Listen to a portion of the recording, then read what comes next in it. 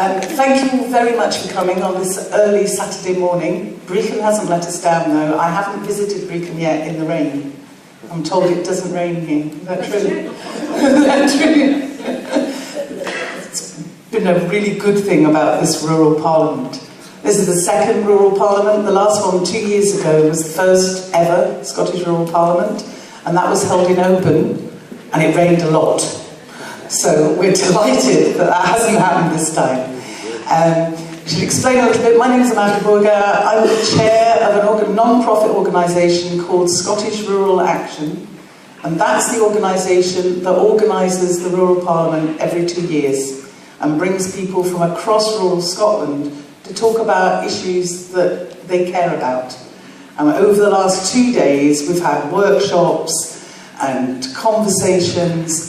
We've identified what our main priorities are for rural Scotland, and we'll be issuing that in the form of a manifesto by the end of this year, along with an action plan. So for those of you who haven't been familiar, I hope that you'll manage to get a look at that later on. We'll try and make sure that everybody receives that one. But today, we're here to talk about Brexit and to focus on the opportunities that could be presented, rather than get too stuck in the past and what ifs. So I'm absolutely delighted to pass you over to Ruth Wishart, who is an experienced journalist and broadcaster, who's going to chair our panel discussion today. So please make welcome Ruth Wishart.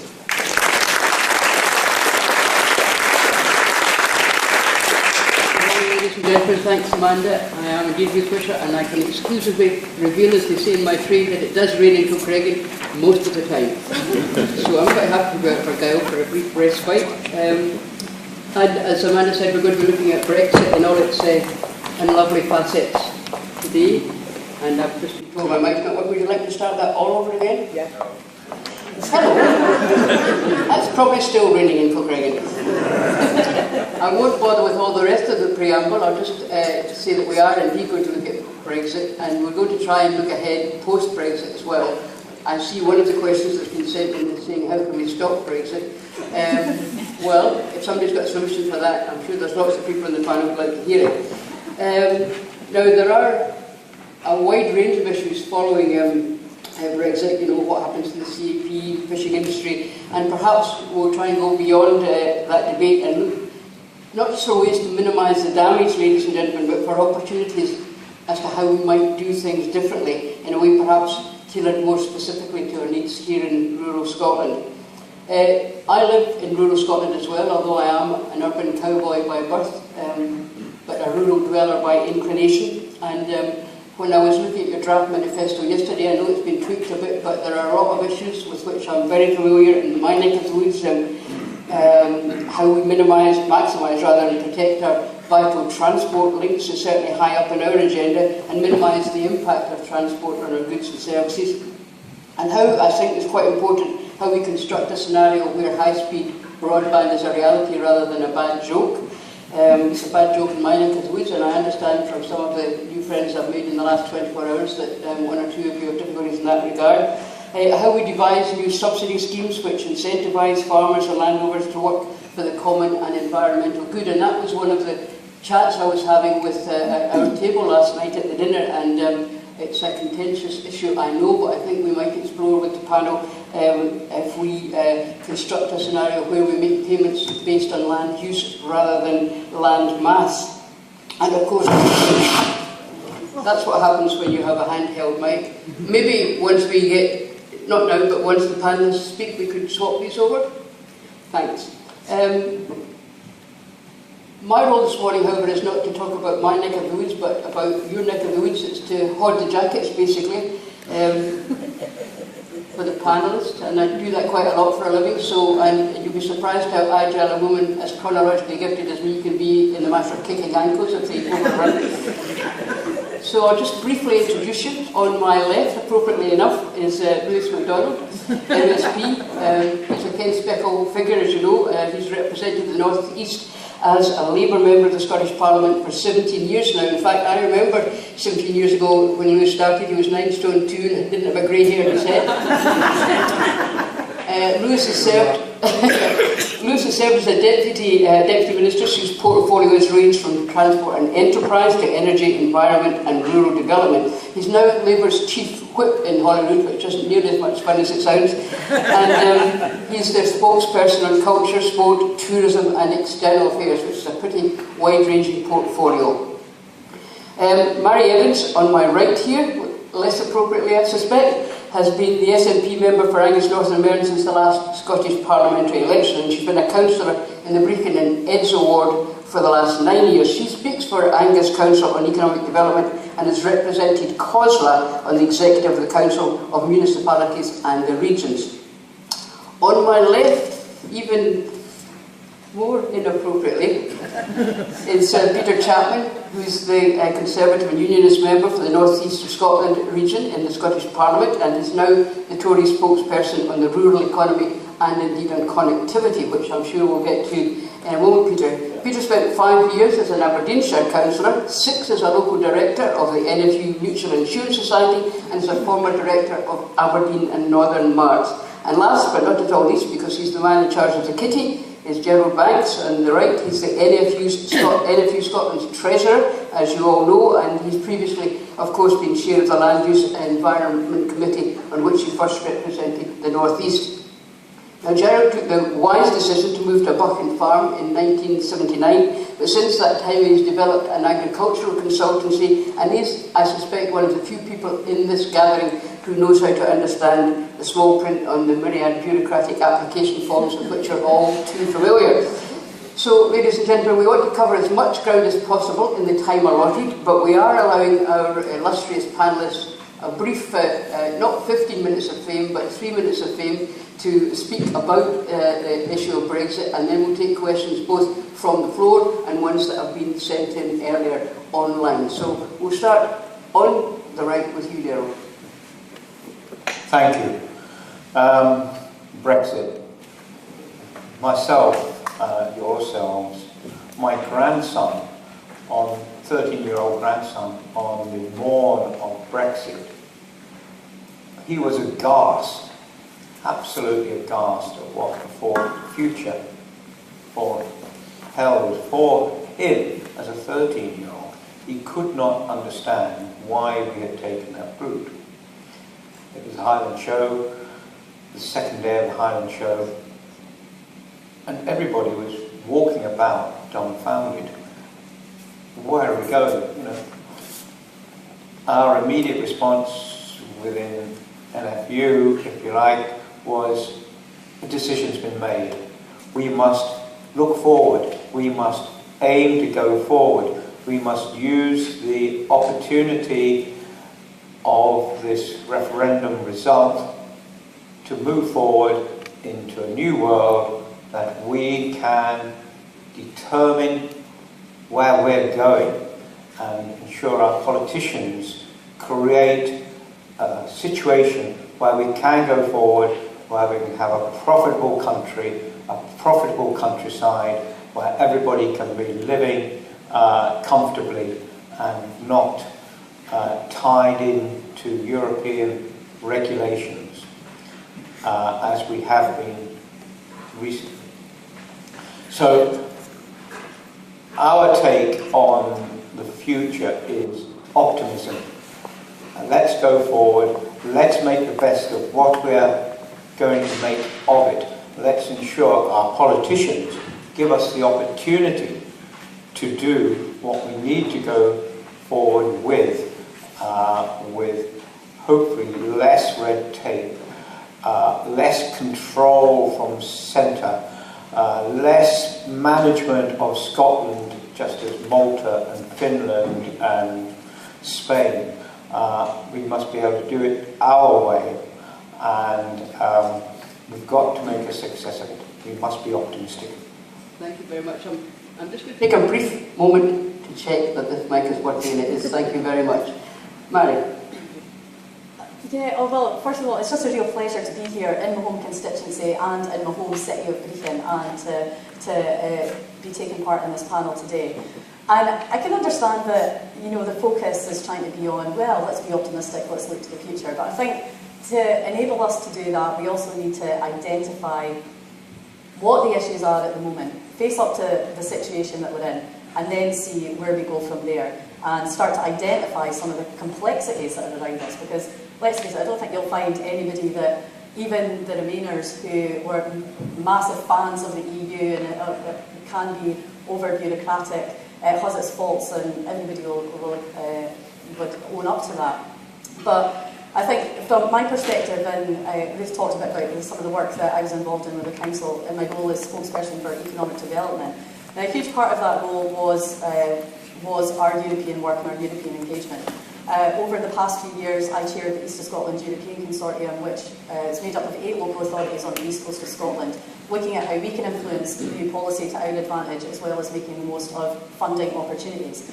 And to me, that was an element that was missing in the referendum debate. I mean, I know that there was all this talk about structural funds, the benefits, the pros and cons of these, but when you look at the whole picture of that, the European Commission had commissioned a study called the Eurobarometer Survey, and that looked at countries across the EU to look at what people's perceptions were if they knew about EU-funded projects in their area. It was found that Poland had the highest level, had 75% of people in Poland could name you an EU-funded project. The UK was the lowest out of all the EU countries, with only 9% of people being able to tell you about an EU-funded project. And I think that tells you a lot about, I don't think we were good at getting the messages out about what we do with European funding. For example, like I say, through the East of Scotland European Consortium, we started to collate the figures of European funds and the impact these have had locally. And the vast majority of these local authorities are rural. And it was found that from 4 local authorities, that's Aberdeen, Aberdeenshire, Falkirk, and Angus was part of that too, we had drawn down around, I think that overall, when you accumulated all the different projects, that's including the extra money that they've levered in, so public and private finance, but the biggest element of that being the EU funds. For those 4 local authorities, from 2007 to 2013, it was £400 million. So we're talking about massive projects that have a massive impact on us locally. Now, a lot of these funds, obviously a huge element of that is the CAP, the Pillar 1 support. So I think it's good that we have some reassurance that that's going to continue to be funded until 2020, and that direct support to farmers is going to be protected until that time. Like you say, as Gerald said, we'll have the time, that gives farmers and the Parliament as well a bit of time to look at where we go from here and to develop new strategies. But the other part of that is Pillar 2, so I don't know how many of you are aware of leader funding and leader-funded projects, which also have a big impact on our local communities. In Angus, that was worth 2.7 million. That's how much we were allocated this year. In the south of Aberdeenshire, that was 2.8 million. That's funded so many projects locally, and I could spend all day talking about it. No, absolutely won't. But I would say that another key thing that I have to mention just before you shut me up and move on, I think a huge element that we'll have to look at as well is research and development funding. Huge impact in Scotland. Scotland are world leaders in that. We're faced to lose that. But migrant workers, I think that we're going to come to all of these in the course of the questions. But I promise you. It's interesting when you ask a politician that tell them the time's up. What they do is talk faster and and say the same amount of things, but just in 30 seconds instead of 4 minutes. Thanks very much for that, Peter. Thank you, and can I just say it's great to be here as well, and it's fine to see a good crowd here today. Brexit, it's a big deal, folks. I'm not sure, I'm not convinced that everybody realises just how big a deal it actually is. It's going to be a huge job, unpicking the whole EU thing. We've been in there 40 odd years, and we've got kind of 2 years ahead to unpick that. And this is going to be a huge piece of work. This is the biggest decision we've taken as a country, certainly in the last 50 years, in my opinion. And I was at the Highland Show on the morning that we made the decision, and everybody was in shock. That's absolutely sure. Nobody expected the result to be what it was. And, I'll put my cards on the table. I voted to stay in as well, because I thought that the whole thing, the last thing we need as a country is more uncertainty, and that's certainly what Brexit does. But being a Democrat as well, I do accept the decision. We've made that decision as a country. It was a clear decision. We move on. So what we need to do now is be positive about that moving forward, find a way forward, find the best way forward. And there are opportunities, of course there are opportunities. Nobody said that the EU was perfect. I certainly never said it was perfect. I don't believe anybody here would say that either. It is bureaucratic and it is wasteful, and to a large extent it's undemocratic as well. So what's happened since then? I think the only thing that really has happened in the meantime, because it's very early days, we've seen a devaluation of the pound, 10, 11, 12% devaluation. Now that's been good in the short term. We've seen a rise in our commodities as farmers because of the devaluation of the pound, so we can say that, you know, to some extent that's been fine. It's raised the price of barley maybe 10 quid from a pretty low base, so we're pleased about that. But, you know, long term, you know, I'm not keen in a weak currency, because a weak currency to me equals a weak economy, and we don't want a weak economy. But, you know, we can do better. We had a scheme to support agriculture across almost the whole of Europe, 28 countries throughout Europe. Surely to go in this week and devise a scheme when we're looking to support Scottish agriculture that is better focused, and can do a better job going forward. So the prize to me is to find a scheme, devise a scheme that is better than what we've had in the past. And to be honest, I don't think that's going to be particularly difficult. But all the other stuff surrounding the coming out of Europe is going to be a huge, huge task. Thanks very much, Peter Lewis. Thanks very much, Ruth, and it's a pleasure to be here. I'm, for my sins, Deputy Convener of the committee in the Scottish Parliament that deals with Europe. And one of the things we did in July when the vote was announced was visit Brussels and talk to some of the governments of countries that were either in the European Union and very interested in Scotland's role within Europe, or were in the not in the European Union, but still in the but members of the single market, and that's been a big focus for the work of the Europe Committee in the Scottish Parliament over the last 3 months. Is what are the actual options for Britain and for Scotland going forward, given the circumstances, given the vote that's happened, given the decision to leave the European Union.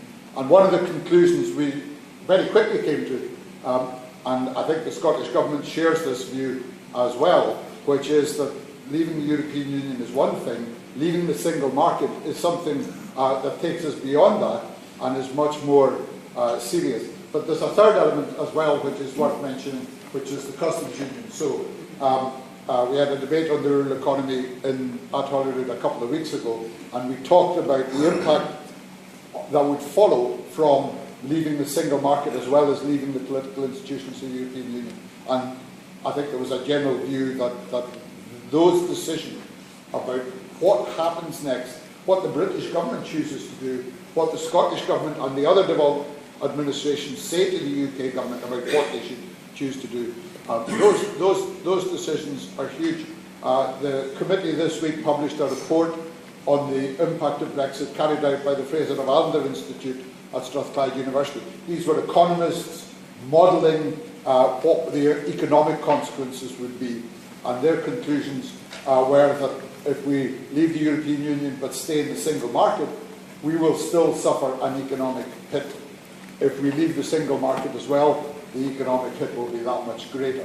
And so I think we can talk about the challenges and opportunities of Brexit. We're nowhere near there yet. As Peter said, we're at least 2 years away. It's what we do and how we do it over the next 2 years will, I think, decide whether we are looking at the sunny uplands that Gerald described, of opportunities to do things differently and better, or whether we're looking at constantly firefighting the economic impacts of losing such strong access to our best market. So I think a lot still to be decided, and I think that's what's going to be interesting to do there.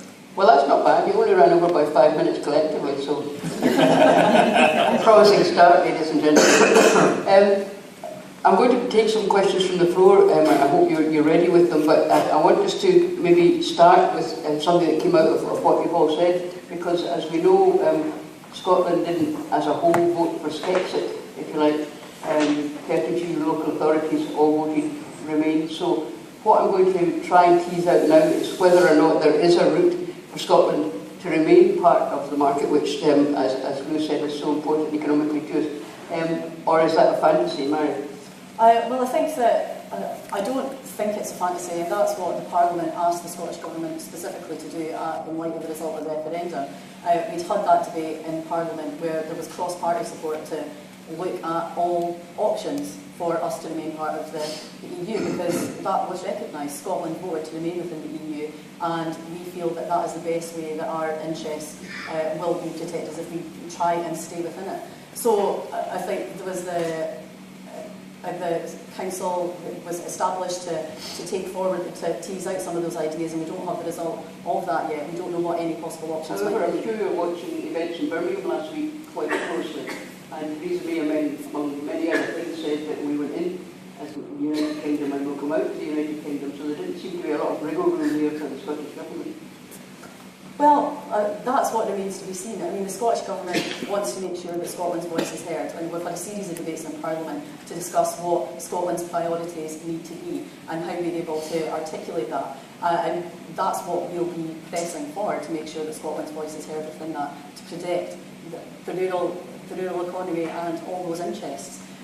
She may not see that as much wiggle room, but then that might change the options that we're then presented with in Scotland. Peter, do you see any kind of single route for Scotland out with the UK Brexit negotiations? Well, no. I mean, as you rightly said, we voted as a UK, and as a UK we voted to go out. And as Theresa May said, Brexit means Brexit, and we are heading out to the EU, whether I voted for it or however voted. And what Mary didn't say there, and they always allude to, of course, is the only way that we can stay in as a country and the rest of the EU, the rest of the UK goes out is into left too, and that would be the biggest disaster of all. So you know. We should get off the fence there, Peter. Well, yeah, I'm sorry, but that's how I feel about it. We've got to move forward as a United Kingdom. You know, the idea that you know, an independent Scotland can remain in the EU is fantasy in itself. You know, our fiscal deficit would rule us out for a start. You know, and so that kind of talk, I wish. I mean, to be fair, Murray didn't bring it up, but you know, it's always there. Nicola Sturgeon on day one said that you know, that all things are on the table, including independence. Do you know, one of the interesting things in my job is that the people who keep bringing up India have two are the Tories.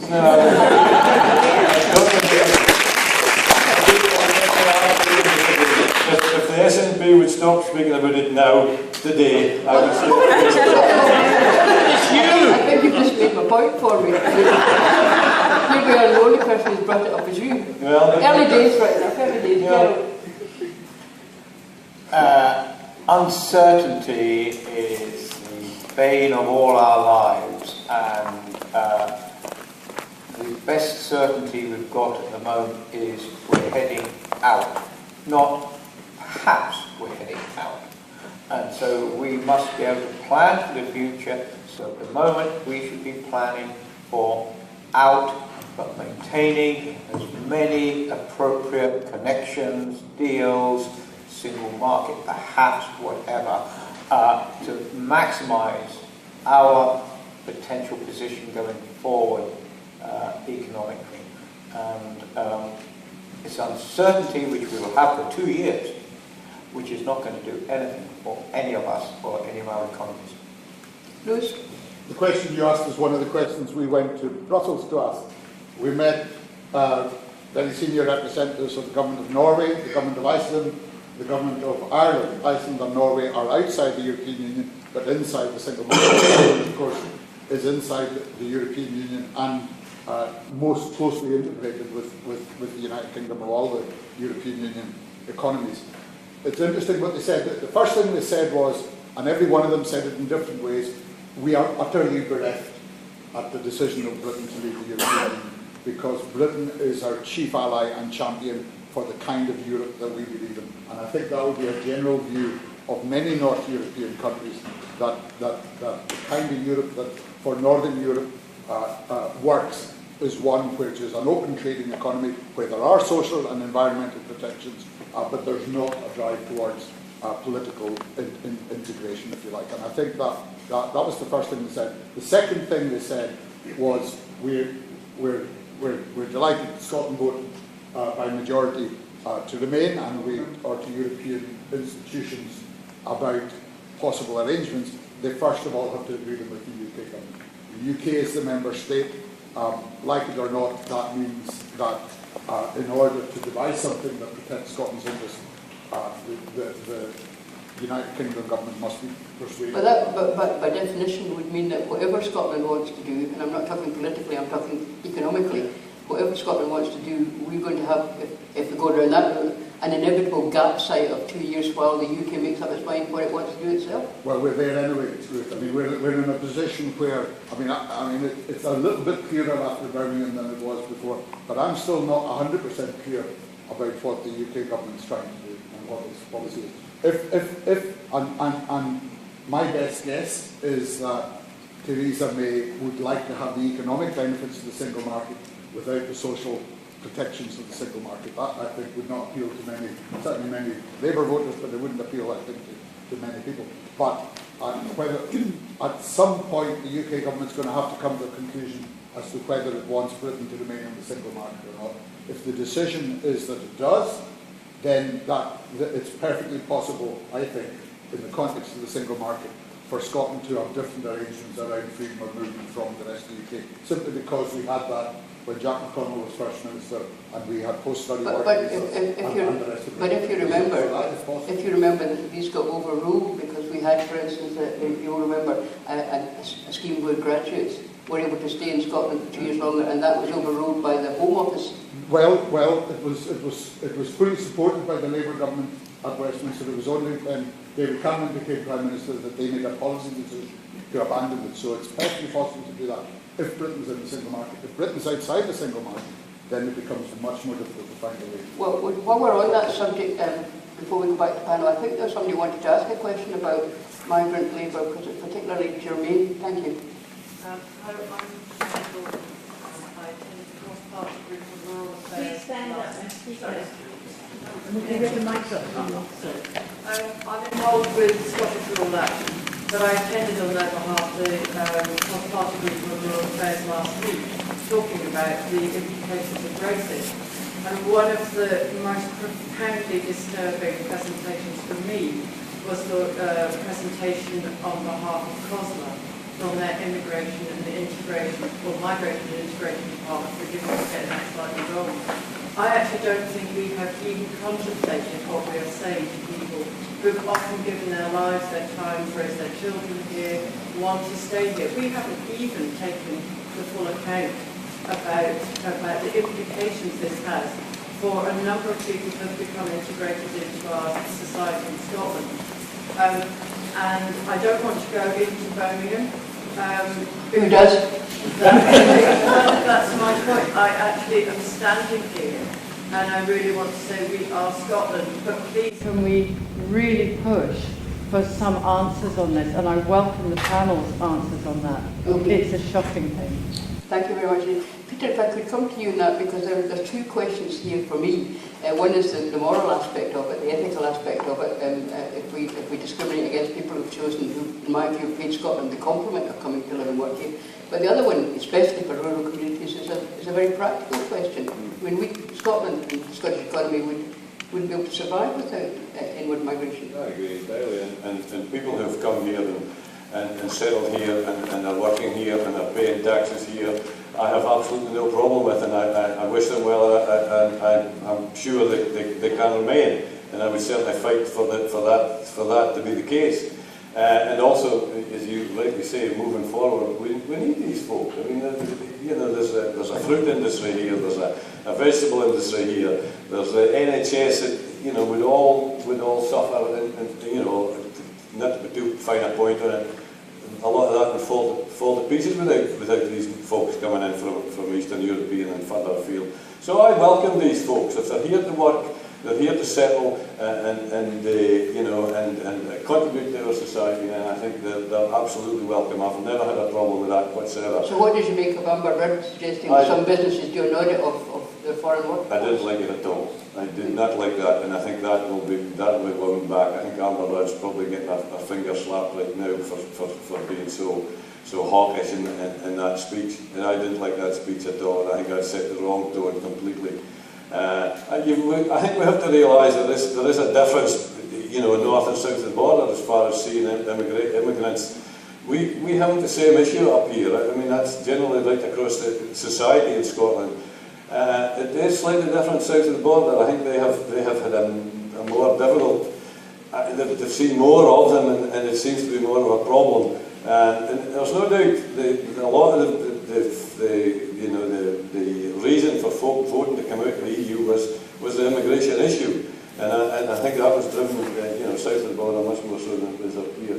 I welcome these folk. If they're here to work and they're hard-working, honest people and doing a day's job and paying their taxes, they're very welcome as far as I'm concerned. Mary. Well, I'm glad to hear Peter say that and distance himself from some of the other comments that were made, because just find them completely abhorrent, disgusting, and I'm sure if Peter and Lewis's inboxes had been anything like mine, just had an absolute deluge of emails from people who live and work in this constituency and across Scotland, who are genuinely terrified and worried about their future here.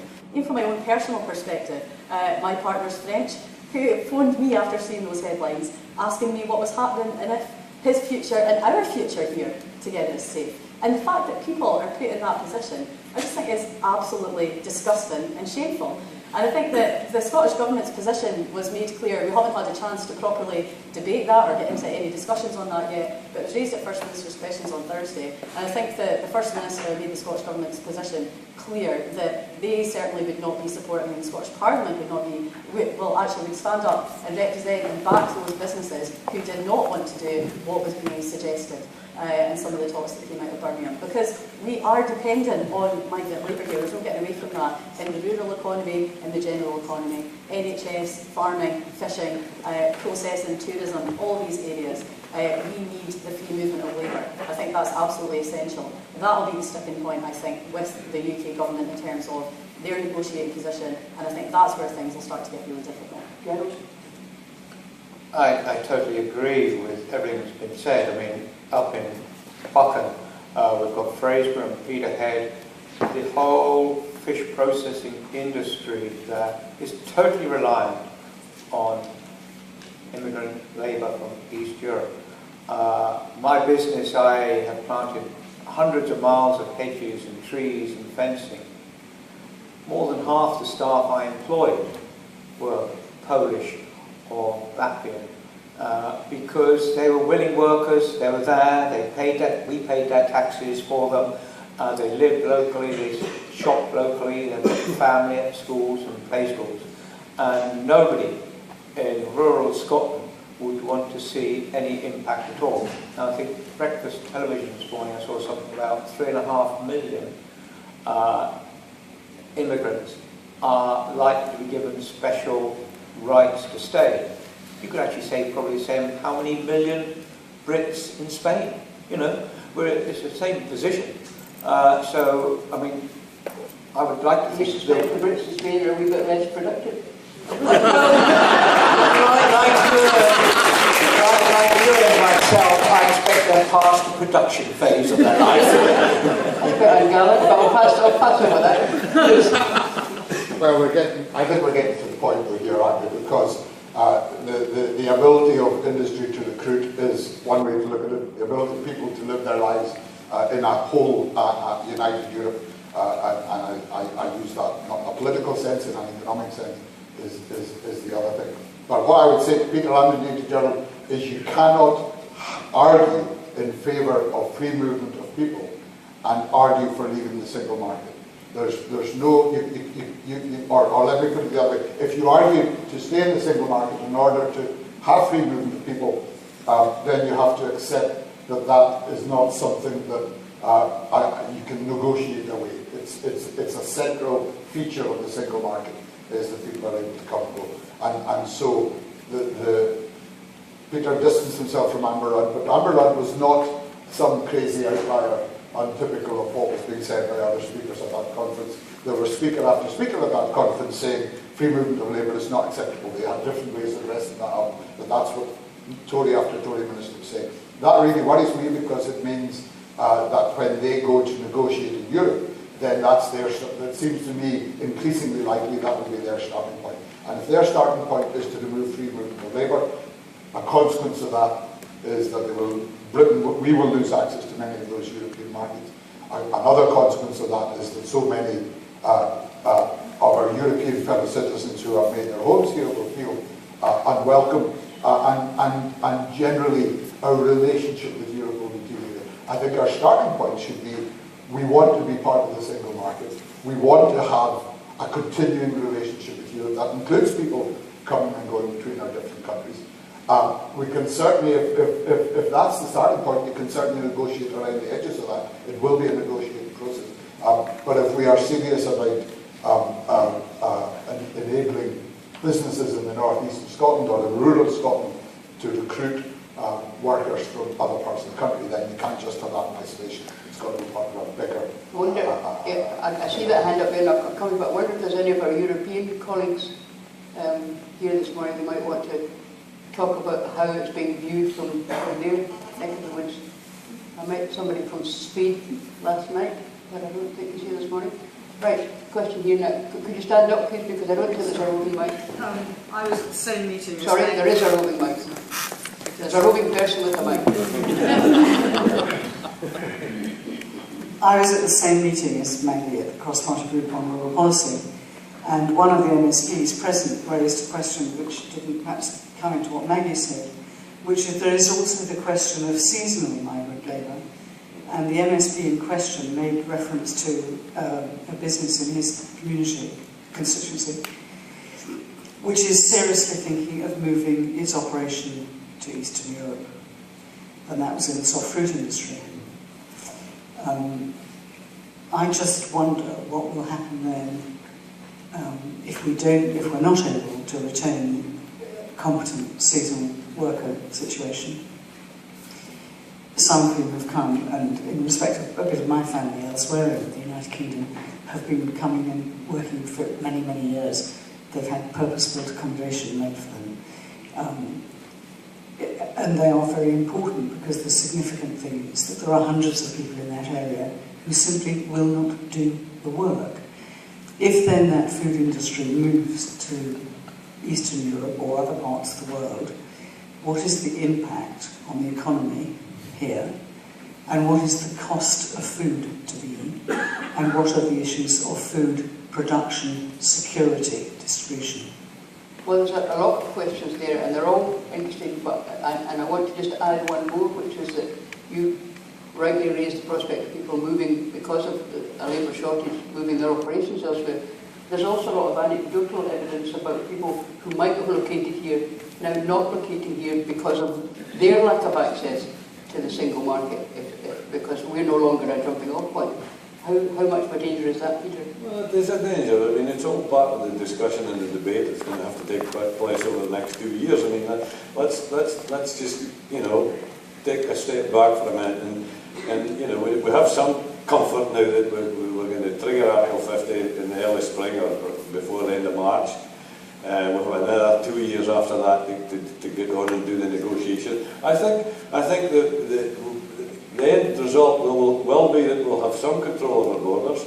I think the free movement of people is something that's a red line, and the vast bulk of the folk that voted to come out felt it was an important part. But that doesn't mean that we don't allow people to come and go into this country. We can have some control. We can go back to the seasonal agricultural workers scheme that was in place before, where folks were allowed to come across for 6 months and pick fruit and do whatever, and then went back home. I think... So that doesn't address the problem flagged up here about the actual industry up in sticks? Well, I think it does actually, because I mean, if there's comfort that the fruit's going to be able to be picked, then there's no real reason to export that industry abroad. I think realistically there will be some controls in the movement of labour. I think free movement of labour was one of the big issues that made folk vote to come out, and I don't think we can ignore that. But what I would hate to see is people that have settled here and have contributed to this society and have been here for a number of years feeling anyway under threat. I firmly believe that, like the British folk that are all across Europe, they are safe. and the people that are here from other parts of Europe and settled here are absolutely safe as well. And we just have to have some control of who comes and goes without shutting the border down completely. Mary. Yeah, well, that's what I would say. Well, a big thing that was really frustrating about the referendum campaign as well, because I know that Peter says that that was a big concern for people. Immigration it was, but it was wider immigration and in some cases it was a complete misunderstanding. I talked about good messages about funding not getting out to people, but I do think the positives of migration didn't really get out to people, and a lot of that was confused with the refugee situation as well, people lumping the issues together. And actually a lot of people believe, peddling what was in the media at the time as well, and all the negative impacts of immigration. I do think it is a really big worry. I think, particularly in Angus, where soft fruit is a big industry here, and it's spoken to some farmers about it, where it is a huge issue, where they are dependent on the seasonal workers and migrant labour. So that is... Migration is a big issue here, but it's a big issue in the other direction. Oh, yeah, absolutely. And I would say that also in terms of the funding element too, and the uncertainty there, I just think that migration is going to be a key issue, and I think that we need to do everything that we can to make sure that we enable the free movement of people, and I think that's got to be a red line for us. Quick last word from Gerald I think, guys, step back and look at the world. I've got a son and daughter-in-law in South Africa. I've got a son and a daughter in Australia. They've all gone out to these places. The ones in Australia went out on work permits, seasonal work permits initially, and it took my daughter the best part of 10 years to get her residence. And my son, he's now got his residence. Now, that's Australia, a huge country, open for immigration. They set rules. Now, going forward, I don't see that Scotland, UK, would be any really different to the Australia or the States for that matter, welcoming seasonal workers. But if you wish to settle permanently, you would have to demonstrate that you are a good member of a community, you intend to be a good member of the community, etc., etc. So let's just take a step back. Let's ensure our politicians get something in place that is fit for purpose, fit for our purpose, fit for our community purposes, and fit for our economic purposes. Can I just throw something else in this before you, I see you're ready to go there, but one other thing that's been a kind of collateral damage, if you like, of all of this has been the feeling that seems to be abroad now from a lot of our colleagues from other countries who are working here, that there's been a discernible change in attitude towards them and towards their right to be here. I think that's right, and I think that's one of the things. I would say Peter and Gerald are still kind of trying to have their cake and eat it. I think either you support the ability of people to come from other countries and make their living and livelihood and spend their lives, or you oppose it. And I think my worry is if you say free movement's a red line, we're not going to allow free movement, and that's the start point, which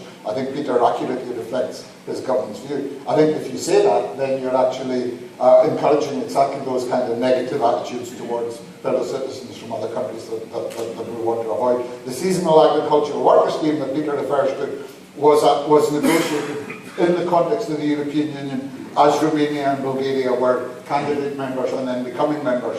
And so it was, if you like, it was a halfway house, but it was a halfway house that was always seen as transitional, and it was always in order to take a step towards that free movement. But I think you're right, Ruth, to highlight the sense of we're not welcome, that a number of people have reflected back. And it's worth saying as well, folk are talking about seasonal labour in the fruit industry, and that's very important. But we're also talking about crop scientists, we're talking about animal nutritionists, we're talking about veterinary surgeons, we're talking about people in all sectors of society, we're talking about doctors and dentists, and I'm sure many people here will vouch for that. And the idea that doctors and dentists and scientists are now being told, well, actually, we don't really think you're part of this community, is very disappointing. There was a story on the news this morning that London School of Economics have been advised by Downing Street that when they send economists to talk to Downing Street about Brexit, they should send economists with British passports. Now, that's an absurd position to be in. And that is exactly the direction in which we do not want to go. We want to be an open society. Let's take some more multinational contributions from the audience. Where is the... Emma, could you possibly get a mic to that lady in the front, and then there's a gentleman further up there, and somebody over there. Thank you very much. My name is Paulina Trevor. I'm a researcher at Glasgow University, and it so happens I work on migration, so I don't even want to get started on all these different issues, but I work on migration from Central and Eastern Europe in particular, and I'm very pleased to hear people here saying that people are welcome, because I think one of the biggest issues for the workers, for the people that have come to make a life here at the moment, is the uncertainty about their legal status, what will happen to them, what will happen to their family life, because at the moment, because of the freedom of movement, they can sort of work around their family life. They can have, I don't know, parents coming to help with their grandchildren and so on. That's all going to be gone, perhaps. They don't know.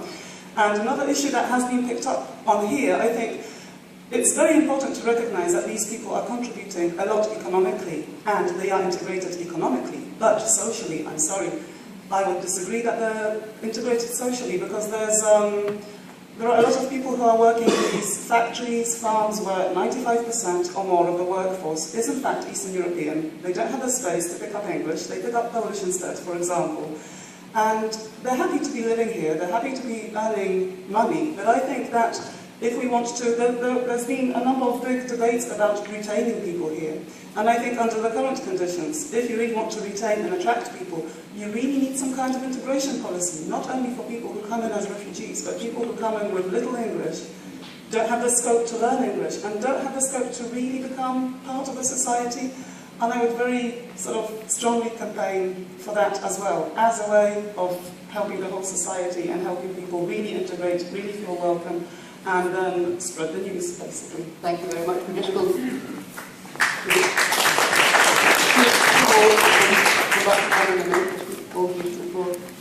Good morning. Hamish Gregg. I'm GP locally, and I suppose health is my main... Could you hold your mic a wee bit closer? My apologies.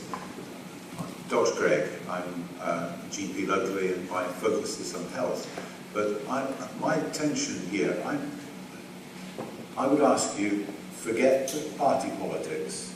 This discussion, as far as I'm concerned, is about rural Scotland and trying to think about our relationship with a centre. And the tension I have is that it seems to me that the rural areas of Scotland relate to Edinburgh in the same way, to some extent, as we relate to London, Scotland to London. And then, to some extent, we have the same tension between the UK and the EU. And to some extent in the past, the rural economy, the rural communities of Scotland have bypassed Edinburgh and gone to London or to the EU and got more sympathetic hearings regarding some of the choices that the communities want to make than they have done from their nearer neighbours. The tension, as far as I can see, is that we've got to live as a rural community with Edinburgh, or in Angus with Dundee. And in health terms, I can see that it looks to me as if there's an increasing centralisation of facilities, resources, services towards Dundee in our local area, but in terms of the greater wheel, everything seems to be drifting that way. I would comment in terms of the migration issue, that locally we're addressing this in terms of health and within this building. One of the local community groups, the Brecon Healthcare Group, so the patient group, is looking with the high school pupils here to look at the needs of the local population. And one of the areas that we've identified is the group of people within the community for whom English is a second language. And I'll take it no further than that, because we recognise those needs are not being met. That's very valuable, and in fact, you made a very important point about local democracy, which comes up. Thank you. Well, hello, my name is Gordon Harris, and for many years I was an international trade consultant. And a lot of my clients were overseas, in Japan and America and other places. And they came and based their production facility in the UK because we were part of Europe. We employ a lot of people on businesses that are based in the UK because we're part of Europe. If you go look at the motor industry, Nissan and Honda and the likes of Mitsubishi and that, there's 200,000 people employed in the UK and servicing the motor industry and the ancillary parts of it that follow up. And it's got in this computer trade, the Compaq and Dell and all that sort of people. Now my worry is now that because if we don't remain part of the single market, they will move. They will undoubtedly move into the centre of Europe.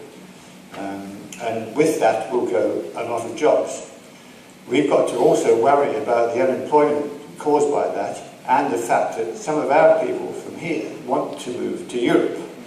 So there's got to be a balancing act here between not only thinking about people who want to stay in this country, but also about the people who have to go and work in Europe because they have to follow where the jobs are. And if we leave the single market, those jobs will disappear. And we've got to look at that aspect too. So there's a big balancing act to go on here. We don't know what the European position is. They don't know what our position is, but we have to bear every single consideration. Take it all into account. Don't be fixed, be pragmatic when you're talking about these matters. Thank you very much. Well, we have touched on the fact that people, organisations, institutions, firms might leave here post-Brexit. So we'll park that just for a moment with your permission, sir, because I'd quite like to pick up on the local democracy aspect that the doctor brought up, because that's been a big part of the discussions here, I know, and I know it was 2 years ago as well, that increased centralisation is the perception, the fact that local democracy is increasingly not very local. So is that the case? And if so, if we're agreed that's the case, what do we do about it? I think there are some very real issues. You mentioned the health service. I think I only need to mention the police service and the fire service to elicit some recognition around the room, because in a whole lot of public services in Scotland we've seen a centralisation towards Edinburgh, Glasgow of services that have previously been delivered locally. That's a really serious issue. I'm not sure whether it relates to Brexit in any other than an indirect way. I don't think it particularly does. But it reminds us that certainly for me as a member of the Scottish Parliament representing the North East, I may be on the Europe Committee, but I don't only talk about the issues we're talking about around Brexit, because actually the Scottish Parliament's first job is to scrutinise the job being done by the Scottish Government. And my party is very critical of much of the centralisation that's happened. I think it's fair to say that the same is happening though in relation to UK government as well, and I think you implied that. One of the issues, one of the debates we had in the Scottish Parliament this week was around the closure of tax offices. I know the tax office in Aberdeen. I've talked to the people who work there. They do a fantastic job, both as a local office, but also in tracking down the people who avoid paying their taxes across the north half of the United Kingdom. And that pays for an awful lot of the public services that we're concerned about. So I think you're right, there is a tendency in that direction. And I think the relevance, if there is a relevance to this debate, it is the sense that people have that the centralisation of services means they have less power rather than more power. And that was one of the contributing factors, I think, to why people who are not narrow-minded or inward-looking, but still voted to leave. And I think all of us who regret that vote or who want to see a different way forward need to be very conscious that the purpose of government is not just to govern, it's to be accountable and to deliver services locally and deliver decisions. Marion, we bring that right back down to the essence of the question, which is that in terms of other European nations, our local democracy is not very local, and a lot of people have suggested that's because the Scottish Government is keen to harness more control in Edinburgh, in Holyrood, and is lukewarm at best on encouraging more local democracy. I would disagree with that in some respects, but I mean, that's the thing. Through my role in the Council as well, I represented Scottish local government on the Council of Europe. And to be honest, that was a big eye-opener, because obviously that's bigger than the EU. I think there's about 47 members of that, where part of the work and what they did was they would have monitoring missions to each of the different countries around the Council of Europe and seeing and examining what their local democracy was like. And to be honest, yeah, we don't fare well out of that. One of the biggest local authorities anywhere in Europe, and I don't think you'll find anybody saying that our local democracy is the way to do it. And we were criticised for a number of areas when it came to the UK's turn to be to undergo monitoring. I do. I think 32 local authorities I don't think is ideal, because in many other countries, obviously, they're mainly around town councils. They have mayors for each of the different villages. I think if you can have something at that local level, that would be best. But I think we also have to work with the system that we have at the moment. Will the government or can the Parliament as a whole completely smash up councils and start again? I don't think we can do that. I think we'll have to use where we are as a starting point. But that's what I see as really interesting and exciting over the next term, and that's an area where I would like to see a lot of improvement in development. And I think we'll start to see that through the Land Reform Acts, Community Empowerment Acts as well. Because when you look at all the different facets, we look at our community planning partnerships, how many people here know what a community planning partnership is, who sits on it, how it's involved in local decision making. It's meant to be a key body, and I think these are all going to be reformed too. So I think that there's loads of things that need to change and need to be improved on. And I think that we'll see some of that work start to happen over the next time. One of the things that happened, of course, at the local level, Peter, was that things like community councils became largely emasculated. So even where you had a kind of, a cohort of people with local responsibility, that local responsibility didn't come with any local powers. Well, that's probably true. I think that's right. I mean, I was an Aberdeenshire councillor for 5 years as well, and the local councils have been emasculated because with that council tax free. I was thinking even below that level. Well, you can go below that level, and I accept what you're saying about the community councils as well. I think that is true, but I mean, I think the wider issue is that the councillors in right across Scotland have been emasculated because we have been unable to set a council tax rate for 9 years now, basically. The Scottish Government has said that you're not allowed to put up council tax, which means that basically the councillors, their hands are tied. If they wish to spend money on a new academy, for instance, and say to the voters that we'll put a penny in council tax, but we're going to spend 20 million on a new academy in Peterhead, for instance, they can't do that because their hands are tied. And I think that's one of the big problems that we've got. Power has been flowing from local communities to the central belt for the last number of years, and we just need to look at we've lost the local control of the police force, we've lost the local control of the fire brigade. Where they're speaking about now amalgamating NHS boards possibly. It's all part of control coming to the central belt and loss of control in the regions, and I think it's a very bad thing. Do we have anybody who wants to comment on that? Yeah. Who hasn't? That gentleman had his hand up before. Yep.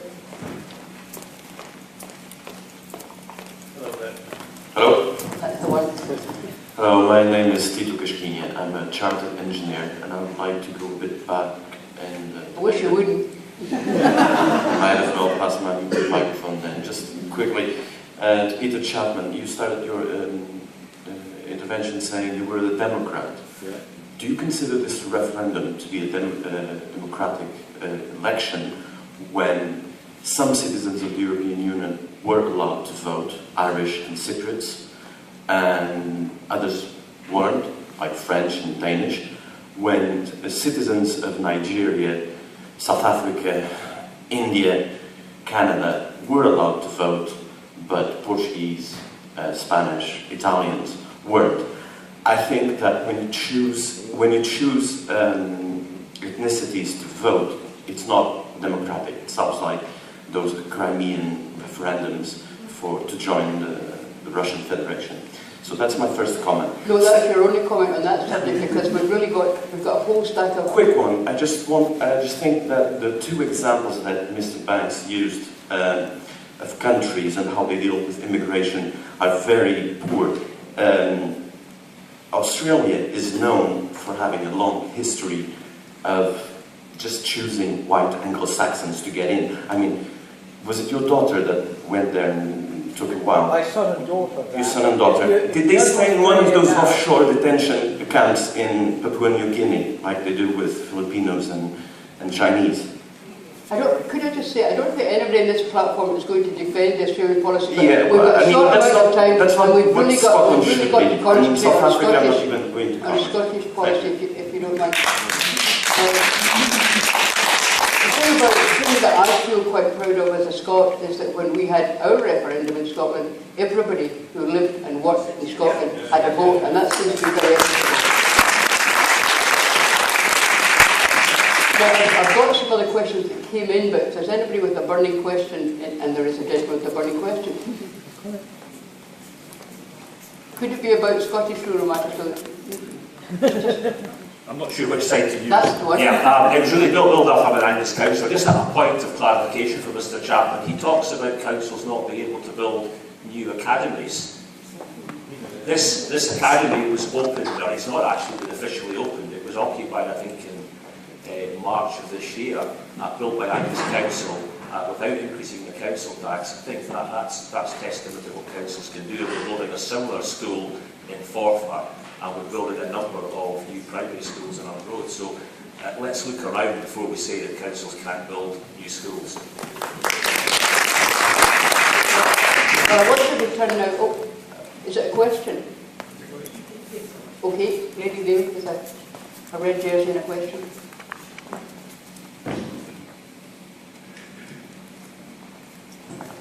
I mean, it sort of ties a bit with what the gentleman before said, and I did actually make a question as well, and this is the one particularly you mentioned about how do we stop Brexit, in the sense that I think there is a lot of questions. Just a wee bit closer? Yeah.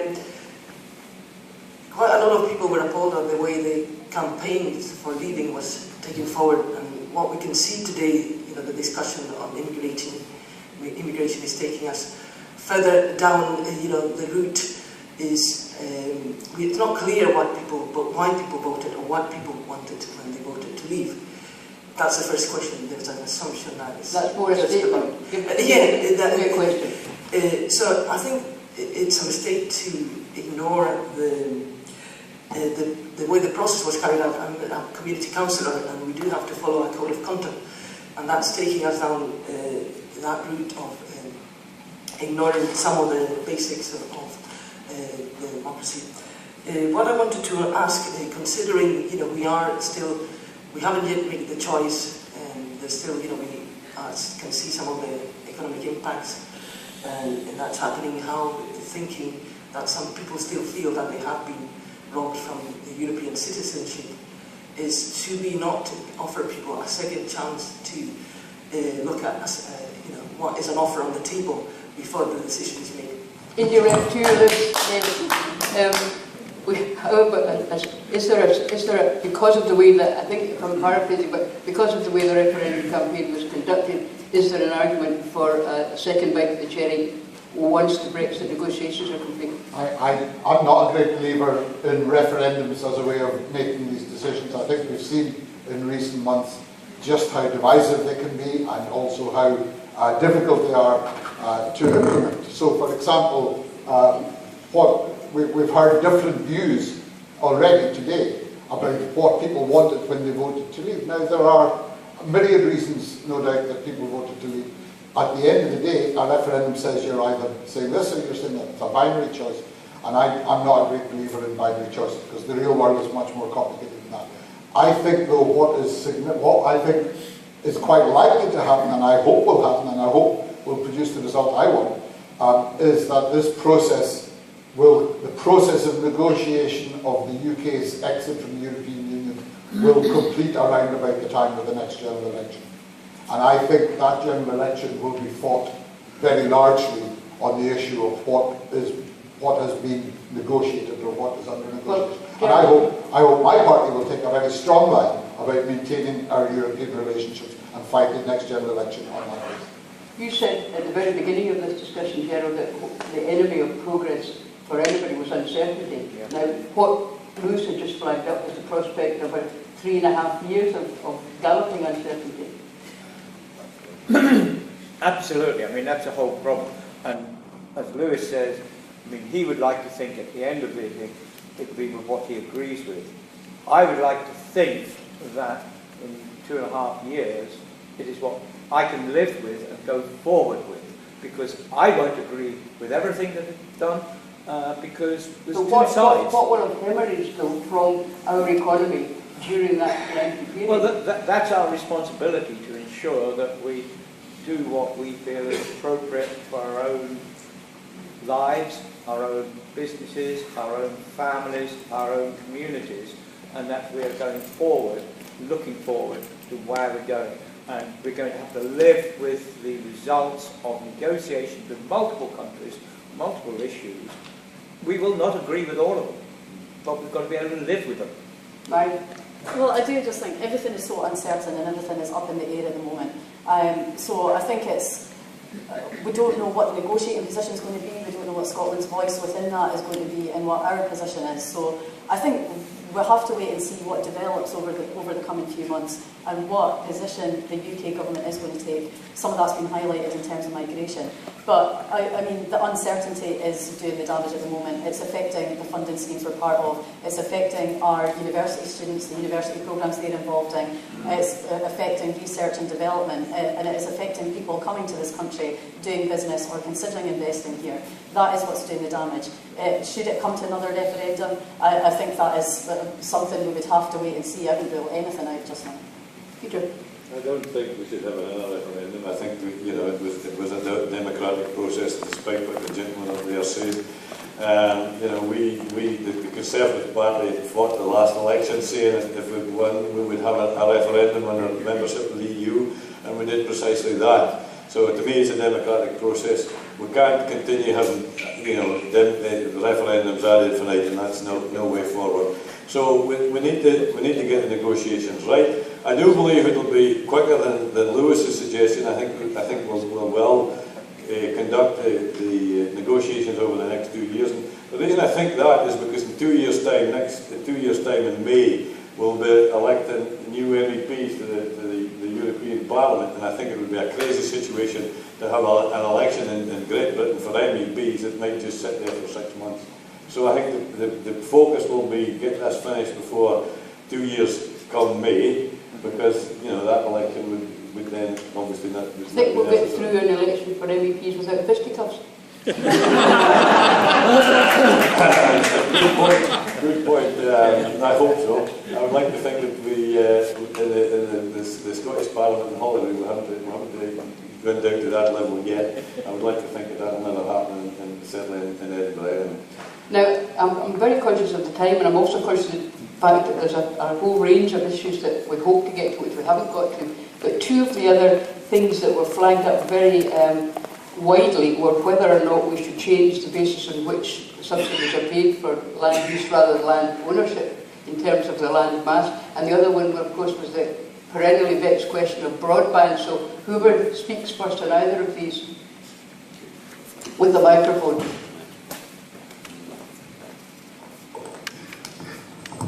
Thank you. Graham McCormick, following up on the question about uncertainty. If you're in private business and you set up a private business, that's a risky business. And it needs to be one of these two subjects, please, Graham. Yes, I was going on to that. Really, we're going to look forward about how we can develop business in the rural economy and businesses throughout Scotland. And I think that, although I was a Remainer, I think we've got to look at the opportunities which there might well be, and one of them looking forward would be, should we follow the example in New Zealand and dispense with subsidies for the farming industry? And I'd be interested to hear what people would say about that. Thank you very much. I'll go straight to the farmer. Well, the reality is, farming businesses right now, because food's cheap. That's the problem. Food's too cheap. And I know that doesn't go down well with the general population, but it's actually very, very true. I just read an article the other day, and it goes back a long way, 100 years almost, but in 1920, the average labourer spent 45 minutes to earn enough, to pay for enough wheat to buy one loaf of bread, 45 minutes labour. Today, that same average person in an average wage spends 28 seconds to buy that amount of wheat. What about future subsidies? So the argument there is food's far too cheap for us to exist without subsidy. Most farms in Scotland, and well-run farms in Scotland, without the subsidy element, are showing a loss. And that's the reality there. They're hard-working folk, and they're doing the very best job that they can, producing quality produce, but they can't sell it at a price that leaves them with a profit. The subsidy is absolutely vital. To have an agricultural industry in the UK without subsidy. It would decimate the thing. The only reason I'm hurrying you is so as everybody gets their 5 cents worth in this. The question that was underlying that was whether we should, or Graham McCormick asked whether we should get rid of it altogether, but assuming that the farming is not in the market for that, if we do continue to have the subsidies supported at government level, instead of at EU level, should we change the basis on which they're paid? I think we would have to look at that and examine that and discuss it with industry. I mean, I'm certainly not going to sit here today and dictate and say this is what we should be doing with farming. You know, I'm not a farmer, and I think we need to have those discussions with the NFUS, with the farming industry. You fear to go Oh, do you know what it is? Well, to be honest, I'm not going to sit here and pretend I know all about it and I'm going to say that this is the direction farming should take. I've had some meetings with the NFUS to discuss some of the issues that they're facing and how we move forward. And I think we'll all need to develop that discussion board to see how things could look and what we could do if, we're not in a position of having the subsidy and, well, we don't even know what a potentially new funding scheme would look like. So we still have to have those discussions, but like I say, I'm just not in a position to dictate how that'll look today. You raise the comparison with New Zealand. When New Zealand took the step they did, that currency halved in value. So that doubled the value of their exports and doubled the cost of their imports.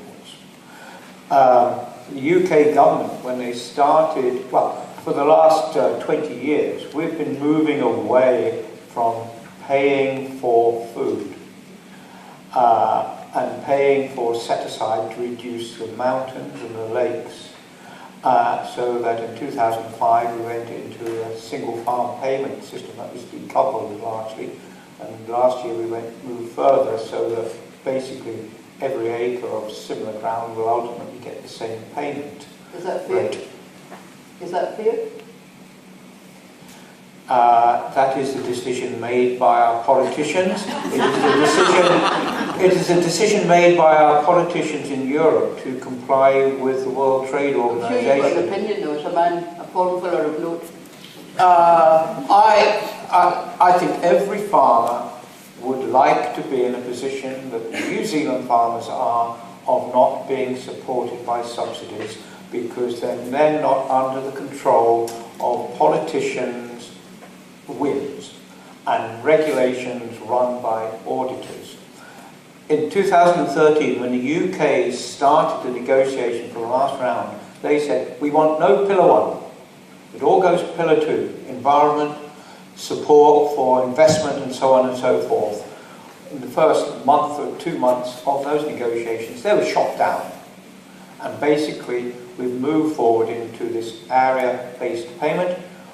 Farming industry here has seen that coming. It happened in England in 2005. So we're moving to that situation now where we all get the same for the same land type. It is clearly flagged up by UK that we're going to move away from supporting land per se to supporting environment. And that is where we are expecting to move to. Right, I'm going to stop you there because Lewis has got about 2 minutes to... Well, my starting point is not the same as Peter's. I don't start from the position that food's far too cheap, and I don't want to go back to a position where my constituent has to work for 45 minutes to pay for the price of a loaf of bread. So good, I'm glad to hear that. No, I'm just. You've been quite well behaved. We've been well behaved so far. I'm sure we'll carry on. My starting position is actually there are different ways to achieve an economy in which people can afford to eat, and we should look at, the circumstances of Britain leaving the European Union will mean that we will have to look at those things again.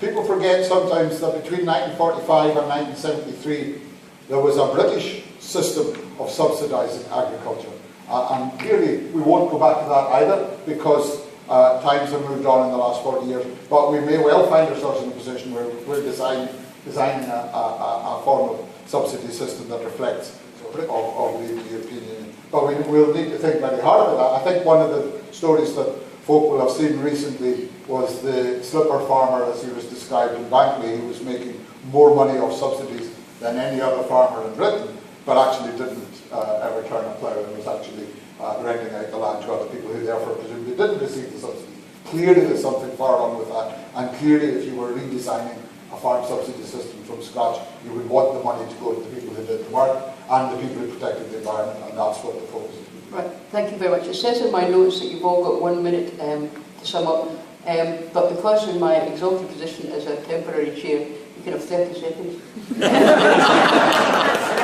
So the question I need answered in 30 seconds by all of you is, post-Brexit, what is the most important issue we have to address? Briefly, Gerald. An economic survival, that we can thrive economically, we can pay our own way. Scotland, UK can basically live in the world and earn a living, and we can all live in a reasonable comfort. There are prizes out there. Let's not forget there are opportunities as well as threats. The opportunity is to design a system to support agriculture in Scotland that's far better than what we have now. And the fishermen, we haven't spoken about fishermen, but the fishermen out there, and I represent a lot of fishermen up in the North East, they see huge opportunities to get back control of the Scottish waters and build a fishing industry that we can be proud of. Mary? I would say that we need some certainties in the meantime in terms of what's happening with funding so projects can continue over the foreseeable future. But I would say that we need to make sure that we remain members of the single market, that we'll have access to the free movement of labour. To me, they're two of the most important things, and they're two of the most vital things for our rural economy. Lewis? I think the challenge facing us right now is to make sure that when we go into the 2020s, we're going into it as a country that's still close to Europe, that still trades with Europe, that still recognises the common benefits that we've all enjoyed from our relationship with Europe. That may change, but we want it to change in ways to protect those benefits as far as we possibly can, and not deceive ourselves into thinking that there's a whole world of countries out there who want to trade with us and us alone. The world is much more globalised than that. We need to be realistic about that and to try and negotiate the best outcome we can over the next 2 or 3 years. Thank you. Well, ladies and gentlemen, not for the first time in my life, we've covered a lot of ground, and almost none of it was the bit that we meant to cover. There's a whole series of issues that we didn't touch on today. We didn't get onto fishing, we didn't go into transport. Sadly, from my point of view, we didn't get onto broadband, but that's probably for another day. I'm tasked, as they say in these political circles, with finishing at 10:40, and that's what I'm going to do. But I would like to thank you for the opportunity to share this. I've had some fascinating discussions over the last 24 hours, not including the time when I was in the hotel sleeping, but before and after I found out a lot more about this area and about Scottish rural issues than I did 2 or 3 weeks ago, and I'm grateful for your input to my knowledge on that. Would you join me please in thanking your panellists?